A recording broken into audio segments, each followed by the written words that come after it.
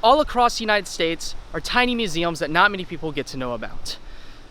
These museums come in a variety of shapes and sizes and can house many crazy and fun things. But one thing that all these grassroots exhibits have in common is that they have a story to tell and gems waiting for you to come in and see. Hey guys, Blue Earth Media here, and welcome to the Anniston Museum of Natural History.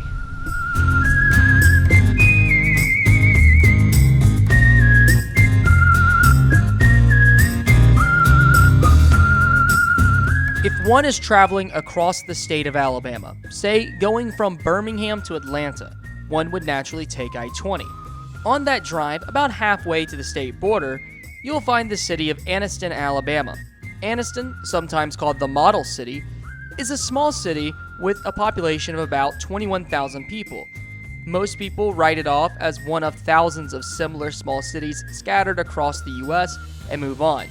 But they would be dead wrong, because just down the road is a museum that would put many of its peers in major US cities to shame. So how did a museum like this end up in the middle of Alabama? Well, it actually started in Pennsylvania over 90 years ago.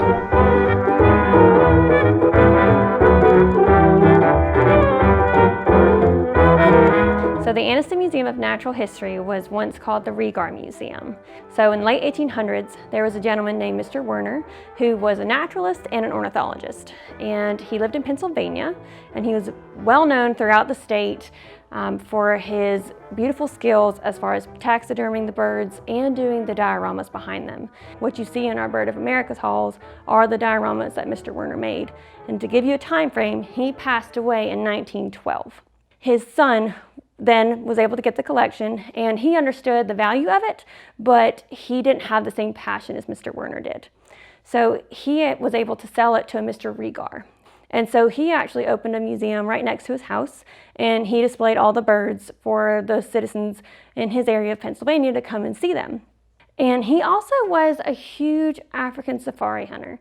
And he talked to the city of Anniston and said, hey, I'm moving to Anniston, and I would love for the city of Anniston to have the collection, and I will give it to you if you'll pay for shipping.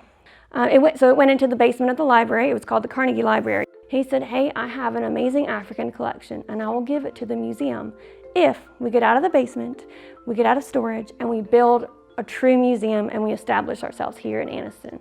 We opened this building in 1976, and since then we have added more to our collection, from large donations of polar bears and Kodiak bears to examples of paleontology with our rocks and minerals, and even examples of some of those gods that we talk about in ancient Egypt. Here at the museum, you can travel the globe through these world-class exhibits, from local animals and caves to exotic and extinct birds, all the way to beasts from the prairies of Africa. And that's just the beginning. What you see on display at the Anniston Museum of Natural History is about 10% of what we have in collections. Keep in mind, you see a lot of big things. We have an enormous egg collection. We have an enormous botany collection. Our curator is a botanist. So we actually have a changing exhibit committee throughout the Anniston Museums and Gardens, and it helps us create a schedule, a rotating schedule of what we want to do on our campus. And so we communicate within the committee to decide, okay, this is what we have in our collection, this is what maybe people haven't seen recently, or it's a new topic or approach to do it. And right now we have our Philip Henry Goss on loan. It's a temporary exhibit on loan from the Audubon Society in Birmingham. And we have that in our changing exhibit gallery right now, but we're currently working on the next one that's scheduled to open in February. And so our goal is every 6 months to have something new in that changing exhibit gallery. And so as a committee, we are always looking forward to what can we do next for you guys. This museum even holds a couple of surprises that's worth visiting alone. The 2 Ptolemaic mummies. A lot of people, when they see our 2 mummies, especially children, when they see the 2 mummies, they pause and they look at it and, oh, it's not real, that's not, no. And it takes them a while to grasp that these are human beings. And we show them respect, we have them on display, we have it in a dim room, and we want you to show them respect, we want you to learn from them. And I think explaining the mummification process and why it was done that way and what these gods meant to Egyptians, that is always just a really fascinating topic. So if you ever find yourself in the middle of Alabama looking for something to do, I suggest coming to the Anniston Museum of Natural History. But if you can't make it to Alabama, look around you. In your neighborhood, in your hometown, there could be a museum primed and ready for you to visit and learn and see things you've never seen before. Blue Earth Media out.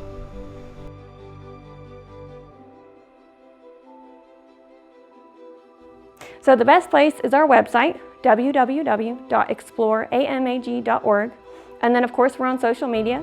So we have Facebook pages for Anniston Museum of Natural History, Berman Museum, and Longleaf Botanical Gardens. We have an Instagram, which is @exploreamag, and we have a Twitter @exploreamag. And we are constantly doing videos, and so our YouTube channel is Anniston Museums and Gardens.